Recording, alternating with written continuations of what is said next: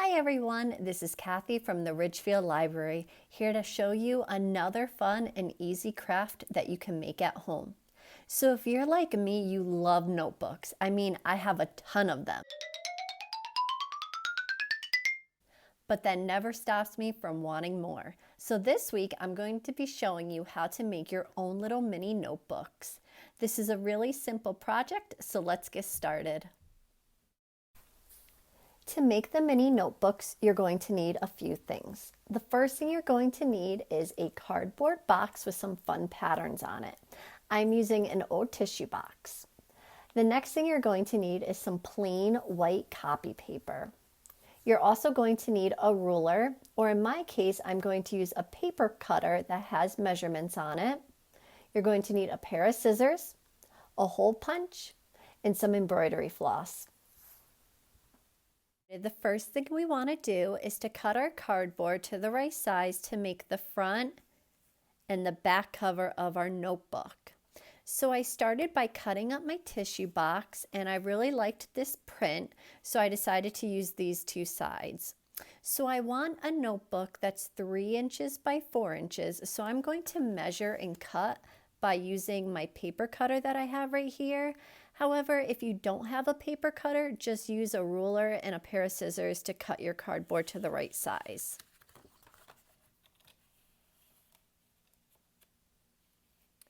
Now that I have the front and back cover of my notebook cut to the right size, it's time to measure and cut the paper for the pages in the middle.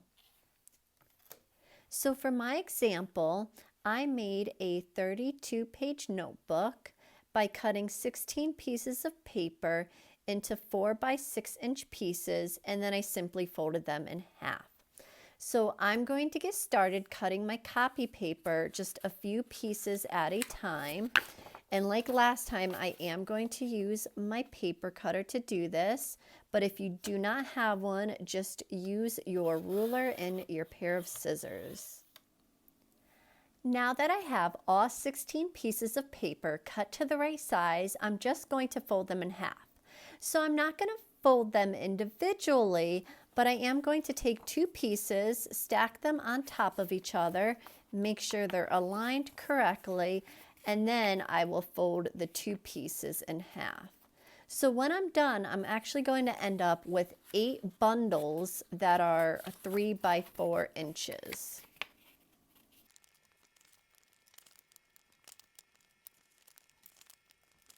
Now that my 8 bundles are all folded in half, it's time to check to make sure that I cut all my lines straight and that everything is lining up nicely, which it is.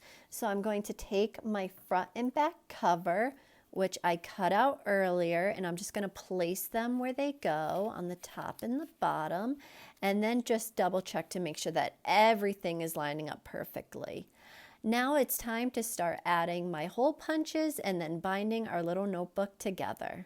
So if we look back at my example, you'll see that I made 7 hole punches. So I didn't measure anything. I just kind of try to space them out as evenly as I could. So I started by punching a hole in the middle of my notebook, and then I punched another hole between the middle and the top of my notebook, and I punched a hole between the middle and the bottom of my notebook, and then I punched a hole in between those holes. So it sounds a little bit confusing, but when I go through it, you'll see that it's actually quite simple. So I'm going to do this 1 piece of cardboard and 1 paper bundle at a time.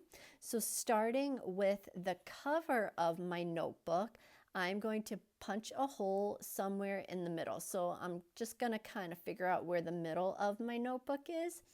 And then I'm going to go in about 1/4 of an inch. I don't want it too close to the edge where it's going to rip.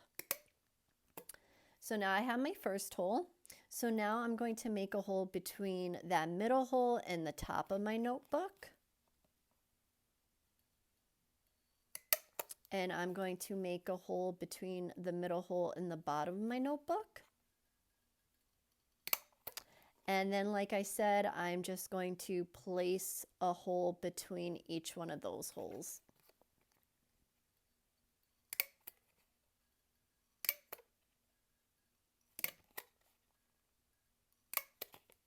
And like I said, they don't have to be perfect, but you are going to use this cover now as a guide for punching the rest of your holes. So I'm going to take my first paper bundle and I'm going to put it behind my cover, and that's where I'm going to punch my holes.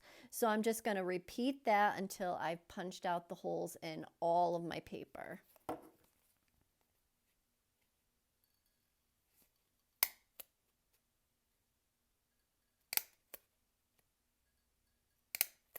Now that you're done punching out all of the holes, you should just double check to make sure that all of your pages line up nicely and that you can see straight through all of these holes that you made.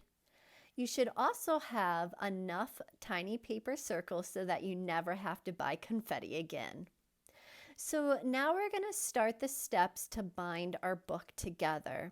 So we're going to need to cut our embroidery floss so that it's 5 times the length of our notebook. And since our notebook is 4 inches, we have to make sure that we have 20 inches of embroidery floss.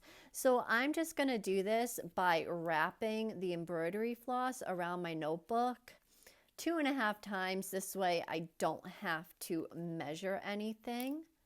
So 1, 2, and then a half means that I have 5 times the length. And I am just going to cut with my scissors. One thing that I should mention before we start binding our book together is that if you have a binder clip like the one I have right here, it would be a good idea to use it just to keep everything together and to make sure that none of your pages are moving while you're trying to bind your book.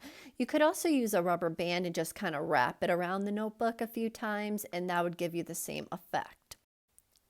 So I'm going to open my notebook to the middle,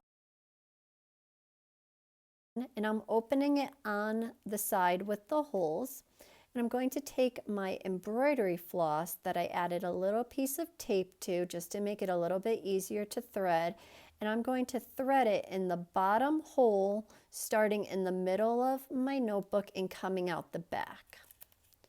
And when I pull it, I'm going to leave a couple of inches of thread actually in the notebook, and then I'm going to close it. I'm going to take my embroidery floss and I'm going to come around to the other side of my notebook and feed it through that bottom hole. When I pull, I'm going to create our first loop, just like this. Now I'm going to go to the hole right next to it and feed my embroidery floss through that hole, pulling it out on the other side, and it's going to create a little line of string. So now I'm going to turn my notebook around and I'm going to repeat those same 2 steps. So I'm going to come around to the other side of my notebook to feed the embroidery floss through the second hole to create the second loop, and then feed it through the third hole to create that line of string. So I'm just going to repeat this until I get to the end of my notebook.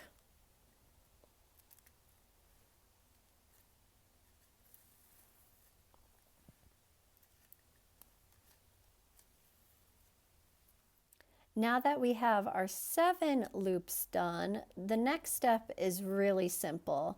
So as you can see, every other hole has this little line of string. So we're actually going to make it so that there's a little line of string between each of the holes. So starting at the last hole that our string is coming out of, we're just going to feed our embroidery floss through the next hole. And when we turn our notebook around, you can see that it's also missing that line of string, so we're going to feed the embroidery floss through that hole and just keep going until we get to the end of our notebook again.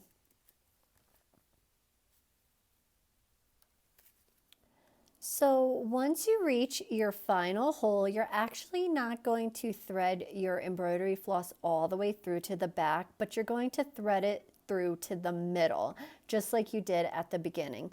So carefully find the middle of your notebook again, and then feed the embroidery floss through and kind of let it hang out the side of your notebook.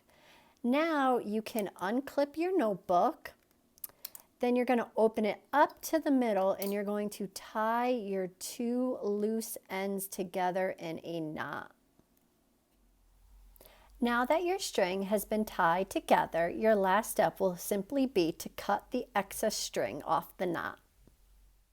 Now that we're done, I just wanted to show you all the finished product. Here we have our little mini notebook that we cut and hole punched and bound ourselves. If you want, you could also use 2 strings to bind your notebook like I did for the example, and that just makes the binding a little more noticeable. If you've liked this craft and want to check out some of the other ones I've done, you can go to the Ridgefield Library's YouTube channel. I hope you've enjoyed this video, and I can't wait to make another project with you.